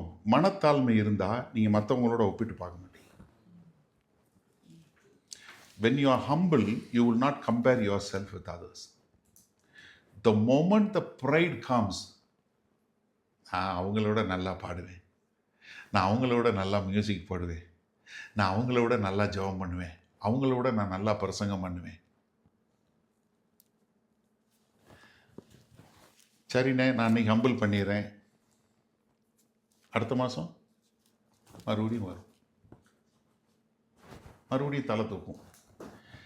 இதை பார்க்க வேண்டியது யார் தெரியுமா? நம்ம தான் பார்த்து பார்த்து நம்மளை களைஞ்சிக்கிட்டே இருக்கணும். ஒவ்வொரு முறையும் நம்ம யோசிக்கணும், நான் வந்து எப்படி இருக்கிறேன், நான் மனத்தாழ்மையாக இருக்கிறேனா இல்லையா? கல்யாணமானவங்களுக்கு கர்த்தர் ஒரு ஆளை கூடிய கொடுத்துருக்கிறார், அவங்களுக்கு பேர் மனைவின்னு பேர், சரியா? இல்லையா? உங்கள் பிள்ளைய கூப்பிட்டு நீங்கள் கேளுங்க. சின்ன பிள்ளைன்னா இன்னும் நல்லா சொல்லும், 10 வயசு கீழே உள்ள பிள்ளைன்னா பலாறு சொல்லும். கொஞ்சம் வளர்ந்தவன்னா கொஞ்சம் யோசிப்பான், இருந்தாலும் நம்மளை எங்கேயாவது வேற எங்கேயாவது கிரவுண்ட் பண்ணிட போகிறான் அப்படின்னு. ஆனால் 10 வயசுக்குள்ள பிள்ளைன்னா தெளிவாக சொல்லும், டேடி என்ன ஹம்பிளா, மம்மி ஹம்பிளா அப்படின்னு சொன்னால், ஹம்பிளா அதுக்கு உனக்கு சம்மந்தமே இல்லைன்னு சொல்லிட்டு போயிடும். ஹியூமிலிட்டினா என்னன்னு தெரியுமான்னு சொல்லிட்டு போயிடும். நம்ம ஸ்பீச் எப்படிங்க இருக்குது? மற்றவங்களோட பேசுகிற பேச்சு எப்படி இருக்குது? நம்ம பார்க்குற பார்வை எப்படி இருக்குது? மற்றவங்களை வந்து நம்மளை காட்டிலும் மேன்மையானவர்கள் நினைக்கிறோமா? நம்ம எப்படி பார்க்குறோம்? நம்ம எல்லாருக்கும் நல்ல வசனம் தெரியும். ஒரே ஒரு பாவத்துக்கு தேவன் எதிர்த்து நிற்கிறார். எதுக்கு? பெருமையுள்ளவர்களுக்கு தேவன் எதிர்த்து நிற்கிறார், ஆனால் தாழ்மையுள்ளவர்களுக்கோ அதிக கிருபை அளிக்கிறார். பரலோக ராஜ்யத்தில் நம்ம சபைக்குள்ள உள்ள நீங்கள் இருக்கணும்னா, இந்த சபையில் ஒரு அங்கமாக இருக்கணும்னா, முதல்ல உங்களுக்கு தேவை மனத்தாழ்மை. யார் தாழ்த்தணும்னா நீங்கள் தாழ்த்தணும். நல்லா வசனம் சொல்றாரு, இந்த பிள்ளையை போல தன்னை தாழ்த்துகிறவன் எவனோ அப்போ தாழ்த்த வேண்டிய வேலை யாரு? நீங்க. I will follow Jesus. நான் ஜீசஸ் ஃபாலோ பண்றவன், அதனால நான் அவரை போல வாழுவேன், அவரை போல வாழுவேன் என்று சொல்லக்கூடியதா. ஏன்னா நீங்க மத்தேயு 20வது அதிகாரத்துல 26, 27 வசனம் பாருங்க. ஏன்னா அங்க போய் அந்த யோவான் யாக்கோபோட அம்மா போய் கேட்டதுக்கு அப்புறம் ஆண்டவர் அங்க சொல்லக்கூடிய காரியம் பாருங்க. 26 உங்களுக்குள்ளே அப்படி இருக்கலாகாது. என்ன, உலகத்தில் உள்ளவன் இருமாப்பா மற்றவர்கள் மேல ஆட்சி செய்வான், ஆனா உங்களுக்குள்ளே அப்படி இருக்கலாகாது. உங்களில் எவனாகிலும் பெரியவனாய் இருக்க விரும்பினால் அவன் உங்களுக்கு பணிவிடைக்காரனாய் இருக்க கடவன். யாராவது லீடர்ஷிப்புக்கு வரணும்னு சொல்லி கேட்டீங்கன்னா இதைத்தான் முதல்ல செய்யணும். If you want to be a leader, then you ought to be the servant. இதுதான் ராஜ்யத்தில் இதுதான். ஏன்னா நம்ம உலக பிரகாரம் பார்த்தீங்கன்னா நீங்கள் 50 ரூபா வச்சுருந்தீங்க, $50 வச்சுருந்தீங்க, $20 கொடுத்தீங்கன்னா $30 ஆயிரும். ஆனால் ராஜ்யத்தில் அப்படி இல்லை. நீங்கள் $20 கொடுத்தீங்கன்னா உங்களுக்கு $90 மாறிடும். ஏன்னா நீங்கள் ஐஸ்வர்யவானா மாறிடுவீங்க. கொடுக்க கொடுக்க நீங்கள் மாறி எப்பயுமே நீங்கள் தாழ்த்துனீங்கன்னா உயர்த்தப்பட்டுருவீங்க, கொடுத்தீங்கன்னா கூட கொடுக்கப்படும். எப்பவுமே த கிங்டம் ஆஃப் காட் பிரின்சிபிளே டிஃபரெண்ட். அதான் ஆண்டவர் சொல்றாரு, உங்களுக்குள்ள அப்படி இருக்கக்கூடாது. என்ன இருக்கணும்? பெரியவனாக விரும்பினால் அவன் உங்களுக்கு பணிவிடைக்காரனாய் இருப்பான். உங்களில் எவனாகிலும் முதன்மையானவனாய் இருக்க விரும்பினால் அவன் உங்களுக்கு ஊழியக்காரனாய் இருக்க கடவன். எப்படி? You have to be a slave. இப்போ உங்களை பார்த்தா யாராவது சொல்லுவாங்களா? யோசிச்சு பாருங்க. யாரோ ஒரு பேரை எடுக்க வேணா, இப்போ யாரோ ஒருத்தர் பேர் என்ன சொல்லி செந்தில் பேரை எடுத்து செந்தில் எப்படி செந்தில் தான் இருக்கிறதுலே தாழ்மையான ஆள்னு சொல்லி சொன்னால் நீங்கள் என்ன ஆமான்னு சொல்லுவீங்களா? இல்லை ஆமாண்ணே அப்படி சொல்லுவீங்களா? யோசிங்க, சிந்திச்சு பாருங்களேன். உங்களை பற்றி சொன்னால் என்ன சொல்லுவாங்க? இப்போ நிறைய பேர் கிறிஸ்தவன் சொல்கிறான், நல்லவனாக இருக்கான், ஆனால் அவன்கிட்ட ஏதாவது சொல்லணும்னா சர்ச்சில் இருக்கிறான், எல்லாம் செய்கிறான், அவர் நிறைய வேலை செய்வாருப்பாங்க. ஆனால் அவர்கிட்ட ஐயோ அவர்கிட்ட பேச முடியாதுன்னே, ஒன்று சொன்னால் அவ்வளோதான், அவர் பயங்கரமாக சண்டை போடுவார், அவர் பயங்கரமாக கோவப்படுவார், அவர்கிட்ட பேச முடியாது. ஆனால் அவர் தான் சர்ச்சில் எல்லா வேலையும் செய்வாருமா. யாருக்காக செய்கிறாரு? ஏன்னா நிறைய பேரோட ஐடென்டிட்டி என்னன்னா, பிஸியாக இருந்து நான் நிறைய வேலை செஞ்சேன்னா எல்லாரும் என்னை மதிப்பாங்கன்றக்காக செய்கிறவங்களும் இருக்காங்க. காரியங்கள் செய்யணும், தயவுசெய்து நல்லா புரிஞ்சு கொள்ளுங்க. ஆனால் என்ன நோக்கத்துக்காக செய்கிறவங்கிற தெரிஞ்சு செய்யணும்.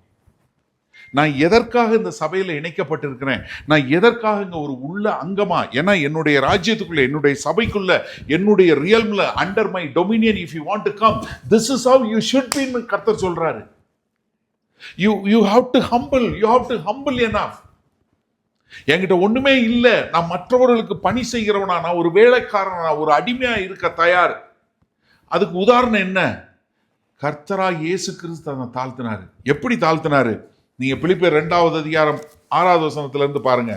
அவர் தேவனுடைய ரூபமாய் இருந்தும் தேவனுக்கு சமமாய் இருப்பதை கொள்ளையாடின பொருளாக எண்ணாமல் தம்மை தாமே வெறுமையாக்கி அடிமையின் ரூபம் எடுத்து எப்படி அடிமையா இருந்தாரு? அவங்களுக்கு அவ்வளவு பணிவிடை செய்தாருங்க.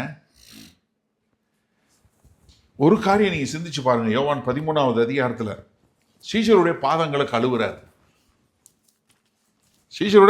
கழுவுறார். அவருக்கு நல்லா தெரியும் காட்டி கொடுக்க போறது யூதாஸ்னு. நல்லா தெரியுமா? நல்லா தெரியும். அவர் பாதம் கழுவும் போது நான் நிறைய முறை இதை என் மைண்டில் ப்ளே பண்ணி பார்த்துருக்கேன். இப்போ நான் உங்கள் பாதத்தை கழுவுறேன்னு இன்னைக்கு கேம்பில் வச்சு உங்களை நான் என்னை தாழ்மைப்படுத்துறேன்னு சொல்லி உங்களுடைய பாதத்தை கழுவுறேன்னு வைங்களேன். நீங்கள் ஒரு ஆள் என்னைய போட்டு கொடுக்க போகிறீங்கன்னு தெரியுது, சரியா? இப்போ கழுவும் போது வேணுன்னே ஒரு இடியாவது இடிச்சிருவோம்ல. இடிச்சு பட்டுருச்சா, சாரி பிரதர்னா செய்வோமா இல்லையா? அனஸ்டா திங்க் பண்ணீங்க. ஆனால் பாருங்க, இயேசு கிறிஸ்து பாதத்தை கழுவினாரு. எந்த சீசனுக்கு தெரியாது, எந்த சீஷருக்கு கூட இருந்த யாருக்குமே தெரியாது. அவன் காட்டி கொடுக்க போறான்னு தெரியாது. அடுத்து பஸ்கா பண்டிகைக்கு விருந்து எடுத்து முதல்ல ஒரு அப்பத்தை எடுத்து அதை தோய்த்து அவனுக்கு தான் கொடுக்குறாரு. அது என்னன்னா, யூத கலாச்சாரத்து பிரகாரம் யார் ஹோஸ்ட் பண்ணுறாங்களோ, பஸ்கா பண்டிகை விருந்து யார் ஹோஸ்ட் பண்ணுறாங்களோ, யாரை வந்து கெஸ்டாக கூப்பிட்டுருக்காங்களோ அவங்களுக்கு கொடுக்குற உயரிய கணம் அதான். த ஹையஸ்ட் ஆனர் இஸ் அந்த ஹோஸ்ட் பண்ணுறவர் எடுத்து அதில் தோய்த்து அது கொடுத்தாருன்னா இவர் தான் இருக்கிறதுலே சீஃப் கெஸ்ட்டு, இவருக்கு நாங்கள் முழு மரியாதை கொடுக்குறோம், கணம் கொடுக்குறோம்னு அர்த்தம். யாருக்கு? காட்டி கொடுக்க போகிறவங்க. யோசிச்சு பாருங்க. ஆனால் எனக்கு ஒரு பெரிய ஒரு சந்தோஷமான காரியம் என்ன தெரியுமா? அவன் வாங்கினவனே சாத்தான் உள்ளே போயிடுறான். ஆனால் கர்த்தராய் இயேசு கிறிஸ்து ராப்போஜன பந்தி பண்ணார்ல, யூதாஸ் கிடையாது, ராப்போஜன பந்தியில் கிடையாது. புதிய உடன்படிக்கைக்குள்ள அவன் வரவே இல்லை. அவன் போனதுக்கு அப்புறம் தான் புதிய உடன்படிக்கை நடக்குது. ஆனால் நம்ம கர்த்தருடைய சரீரத்தையும் கர்த்தருடைய ரத்தத்தையும் பானம் பண்ண நம்ம அப்படி இருக்கக்கூடாது. அவர் என்ன பண்றாரு? அடிமையின் ரூபம் எடுத்து மனுஷ சாயலானார். மனுஷ சாயலாக காணப்பட்டு மரண பரியந்தம், அதாவது சிலுவை மரண பரியந்தம் கீழ்ப்படிந்தராகி தம்மை தானே தாழ்த்தினார். யோசிச்சு பாருங்க. மனுஷகுமாரனா வந்து அடி வாங்கி, முகம் வீங்கி, வார்னால் அடிக்கப்பட்டு, நிர்வாணமா எல்லாருக்கும் முன்னாடியும் எச்சக்காரி துப்பி அவரை கேவலப்படுத்தி சிலுவையில தொங்க விட்டு, நீ தேவனுடைய குமாரனா இருந்தா இறங்கி வான்னு சொல்லி சொல்லும்போது, பிதாவே இவர்களை மன்னியும் நாரே. எப்படிங்க? மனுஷகுமாரன் ஒரு இழுத்து ஒரு மூச்சு விட்டுருந்தா அவன் எல்லாரும் பஸ்மம் ஆயிடுவான் அந்த இடத்துல.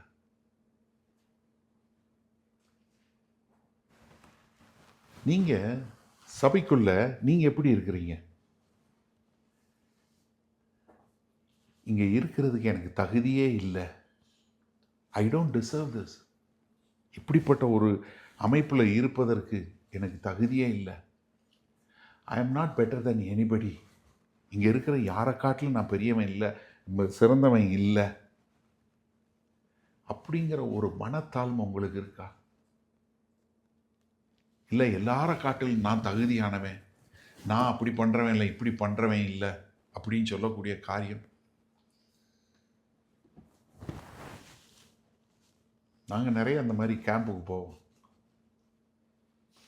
ஒரு சிலர் வந்து அவங்க ரூமில் தண்ணி வரல, இது வரல, அது வரல, ஏன்னா நிறைய அந்த மாதிரி காமன் தான் இருக்கும், பாத்ரூம் இதெல்லாம் இது பண்ணுவாங்க. இதில் ஒரு லீடர் ஒருத்தர் இருக்கிறார், 72.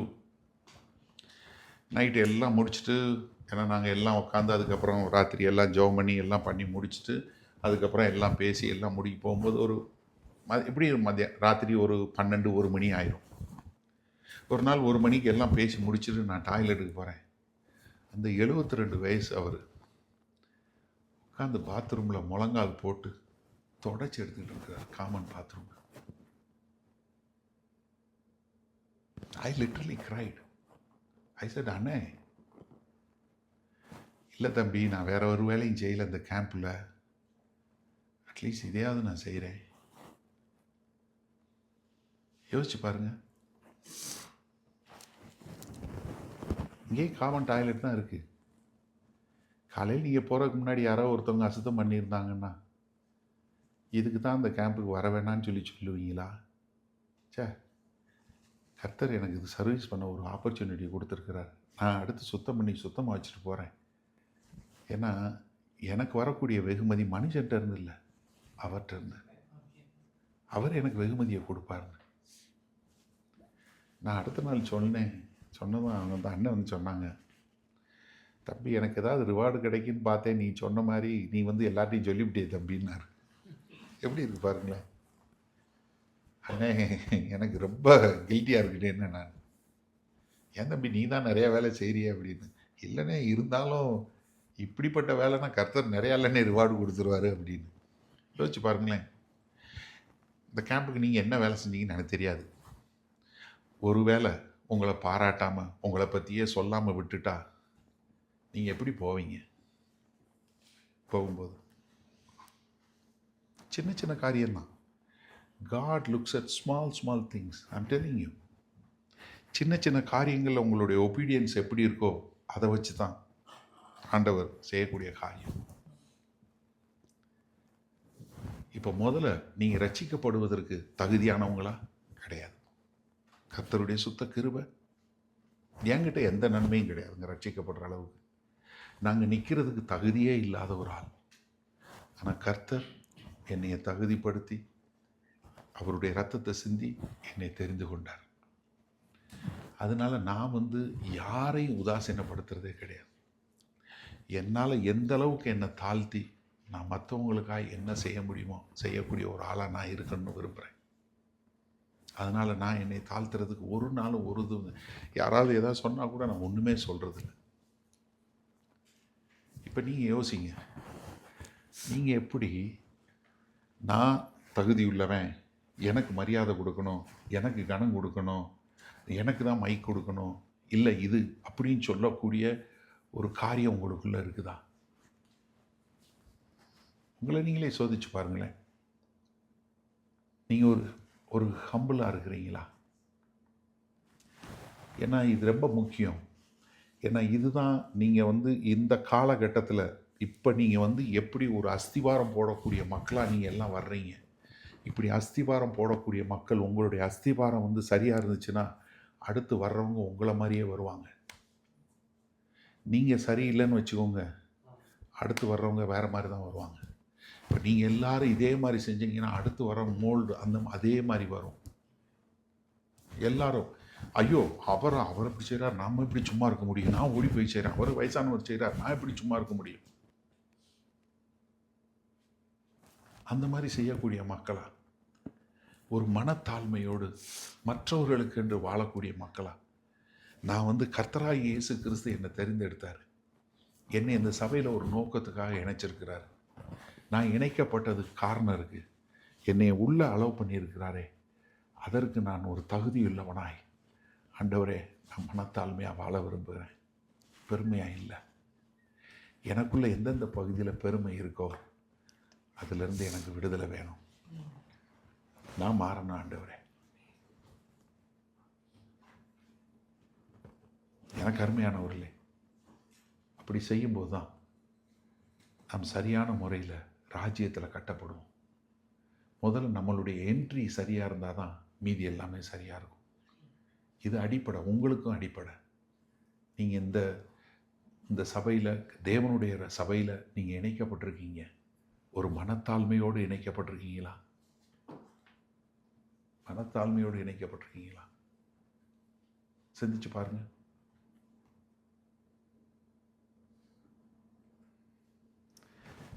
ஒரு டாக்டர் பொண்ணு இருக்காங்க எங்கள் சர்ச்சில். நல்ல பிஸியாக நல்லா பண்ணக்கூடிய ஒரு பிள்ளை. சண்டே சர்ச் டீ போட்டதுக்கப்புறம் அந்த கப்பெல்லாம் வாங்கி கழுவி அந்த கிச்சன் சிங்க் எல்லாத்தையும் தொடச்சி அதை சரி பண்ணுற வேலை, அந்த வேலை அந்த பொண்ணு பார்ப்பான். எத்தனையோ பேர் இருக்காங்க.